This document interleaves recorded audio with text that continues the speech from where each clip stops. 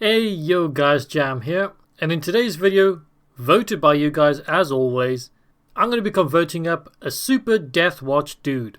Now before I started this project, I had a few things going through my mind, like what is a Deathwatch Marine? So in my mind I kind of feel like it goes in two kind of separate ways, but they kind of go together as well.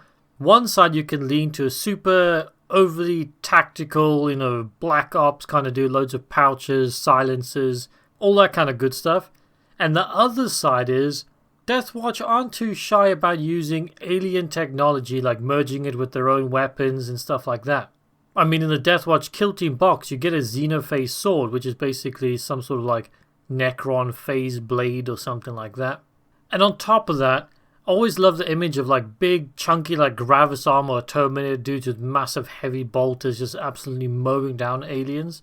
That's Deathwatch to me. Either that or like a really scout, snipery kind of dude. The opposite spectrums, but I think they both fit perfectly. But as you've probably seen on the screen by now, I'm going to be going for Gravis armor. Now this is the Gravis Captain from the Dark Imperium set. I mean, I could have used any Gravis armor dude, but I had this guy lying around and I don't really want him in his bog standard form anyway. But yeah, I'll quit my jibber jabbering. So basically, I want to go for the new Heavy Intercessor Captain dude. You know, the big heavy bolter and stuff like that. That's kind of the vibe I'm going to be going for with this guy. So yeah, let's get started. So yeah, the first thing I'm going to do to make this guy look slightly more like the new Gravis armor, not only the Captain dude, but pretty much all the new Gravis armor, they don't have that big domey hood anymore. I think GW's kind of realized people don't really like them that much, I guess. So all I do is I start getting rid of the absolute like big bulky parts of the plastic with my clippers.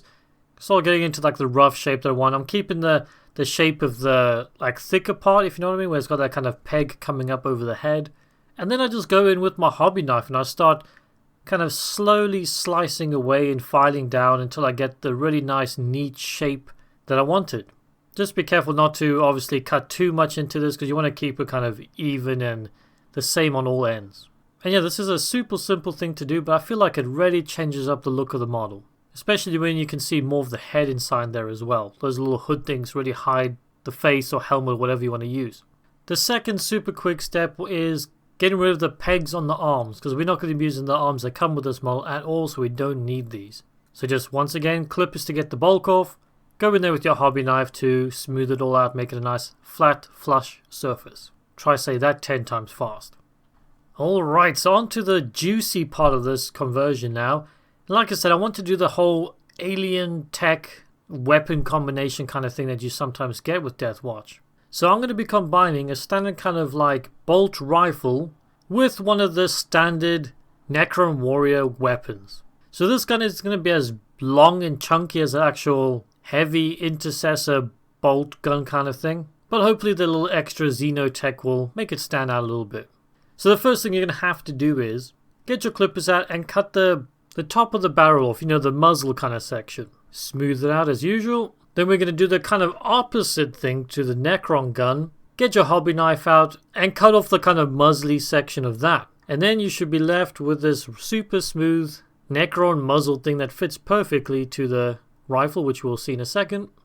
One small detail I do add to the rifle is I flatten off the iron sight because, I don't really feel like you need an iron sight with this weird alien tech kind of thing. Just didn't feel it felt quite right there. Now the next step, I'm just going to glue the two pieces together. And like I said before, they fit pretty much perfectly, so there's nothing too difficult there. The only thing I should have done before, because I thought about this later, and we'll see it in a bit, is the current rifle has that kind of parchment thing going on, and later I actually shaved that off, which would have been better to do beforehand, but, when you're converting, things just kind of happen naturally, and you can't really plan it out all the time. Obviously, at this point, it just looks like a Space Marine rifle with a fancy spiky muzzle on the end. So we're going to need like the power nodes and cables and stuff like that. So I'm getting out another Necron Gauss flare, or however you say it. And I just gently kind of cut off the wiry bits, because we're going to be using that in a second. But also get my clippers out and I cut out the power node, the little pack right in the middle of the rifle. The part that, gives it all the power, like I said. Now don't cut too closely to it because we don't want to damage it. We're going to go in later with our hobby knife to get in closer. Right, so what I do now is I get out like a nail file or something like that. I'm going to slowly start filing down that power pack kind of thing till I get it to the size I want. Now I don't show it on the footage right away here, but what I'm going to do is I'm going to try and get that power pack to fit into the bolt rifle gap kind of space where you'd normally stick your scope and magazine. So all I'm going to be doing here is I'm going to be filing down both sides. You know, file a little bit, then do a little bit of a dry fit to see if it fits in. File a bit more, so on, until I get it to the width that I want. Like I said, just do this very, very gently, a little bit at a time, because obviously if you go too much, then it's a little bit more difficult to fix. But once you do have the width that you want, now it's time to kind of start slicing in a groove into this power pack so it obviously fits into the rifle. And once again, this is a similar kind of thing. I'm going to start using my hobby knife to like start slicing and filing away this little like groove that we need. I'm just going to cut a little bit, do a dry fit, cut a little bit, do a dry fit, exactly the same as everything else really. Like I say, if you look at the shape of the bolt rifle kind of gap that you have, you'll kind of have an idea of how you need to cut this thing. We want to leave the top of the power pack pretty much uncut at all, and then we want to cut like a little block out of the thing about halfway through. Almost like an L-shaped block kind of thing in the middle of it. And yes, I realize I'm not very good at describing my kit bashing process, unfortunately. So I just get my file out again, and I feel like that way I can maybe get a nice proper square kind of flush gap in there. So I just kind of file it down a little bit more. So I'll skip all the boring back and forth, but I eventually get it in there, get the shape and the width and everything that I need, glue it in. And like I said before, I'm going to have to cut away this parchment bit now for where I want the power cables to go. Just trying to not be too rough and gouge the actual gun itself. I want to keep this somewhat pristine. I imagine this would be a very high-end kind of secret weapon that the Deathwatch have. It's not exactly a cobbled together piece of junk like some orcs would use. Then all there was left to do was glue on the power cables that I had. And that's pretty much it. Obviously I drilled in some holes into the barrels. But yeah, for now this gun is complete. Now jumping onto the power pack, I'm not going to be using the belt, ammo belt kind of thing that this model originally comes with. So we're just going to slice that off, clean that up, and we're going to leave the drum barrel kind of thing there. You know, maybe that's got some more Xeno tech in there or just extra ammunition. Now we move on to one of the other super iconic things about Deathwatch. Now you probably don't think it's iconic immediately, but if you look at Deathwatch Marines, they've always got sensor arrays and cameras and stuff on their power packs. You know, it definitely adds in that extra bit of like super elite spec ops kind of vibe to these guys. You know, normal Marines don't have these sensors and cameras and all that kind of stuff, so it definitely makes these guys stand out. They're a bit more fancy that way. So adding one of these things was an obvious kind of next step. So to make room for the one I'm going to be using, I cut one of the pegs off the top of the backpack, and luckily I had this big chunky sensory kind of thing from Tor Garadin from back when I converted his model into a Space Wolf. And this one is perfect for this kind of captain dude. Like I said, it's big and chunky compared to the usual stuff. So all I do is I kind of slice the bottom a little bit so it's a bit more flush. Once again, so it fits nicely on the backpack. And literally just glue that on. That's another easy step, but it's an iconic piece of Deathwatch. Which I actually don't do right now because I wanted to wait till I get my pose down, get which way my head's facing and stuff before I get the little sensor looking around. Now speaking about getting the pose down, the next thing I do is I just found a nice intercessor arm that I wanted to use. Now this doesn't come with like a big chunky shoulder pad because I think this is all from the easy build assault intercessors. Now I could have cut the shoulder pad out and put something bigger like a proper Gravis thing in there, but I thought it looked decent enough. So I used my hobby knife, I sliced the handle for this, keeping the hand for future kit bashes because open hands like that weirdly aren't something you find that often. And I just glue the gun and that hand together because we're going to want that to dry before we start messing around sticking the arm to the body. Now as you can see, for the sword arm, I'm literally just using the Xeno face blade or whatever it's called, straight out of the Kill Team box set. I've been wanting to use this sword for such a long time, it's so cool. The pose that the arm's in, everything is perfect. I literally didn't want to change anything about this. So I just glued it on, got it into the rough kind of pose that I wanted, and I left it at that.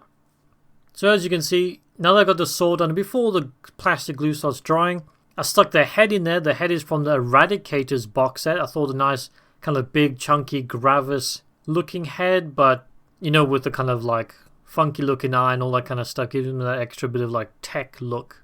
Once again, which kind of fits the whole Deathwatch thing. Maybe it's connected to the sensors on his backpack.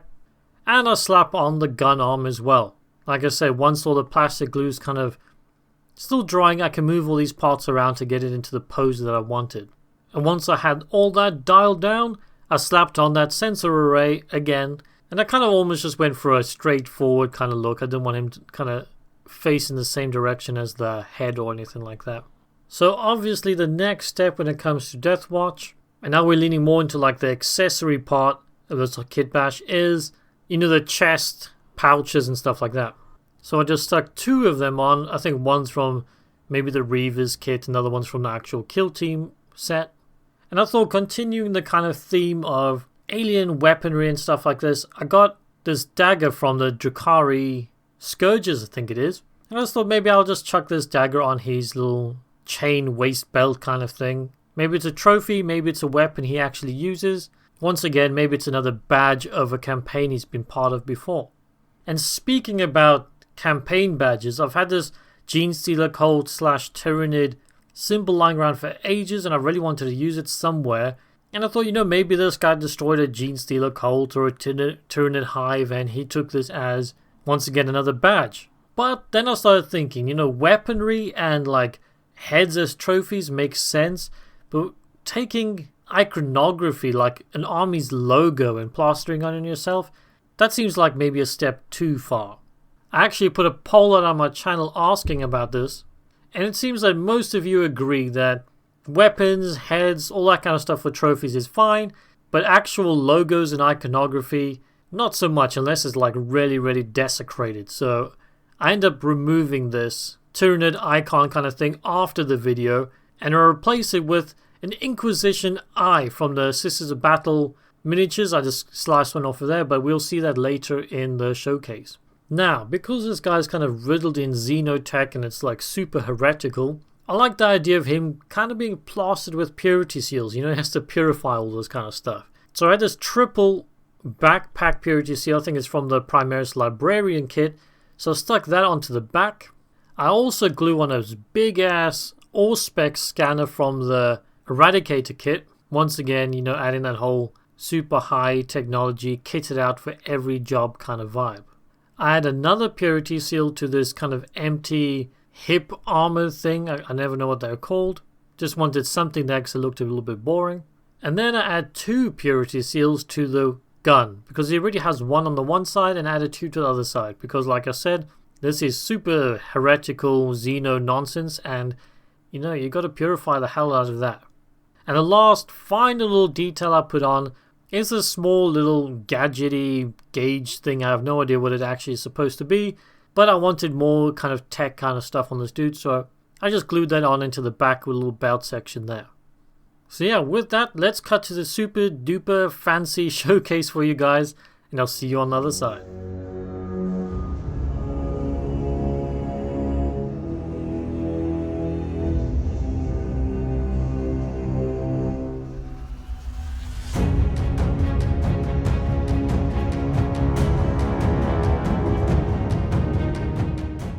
And there we have it, a super Deathwatchy dude with a pretty bad paint job.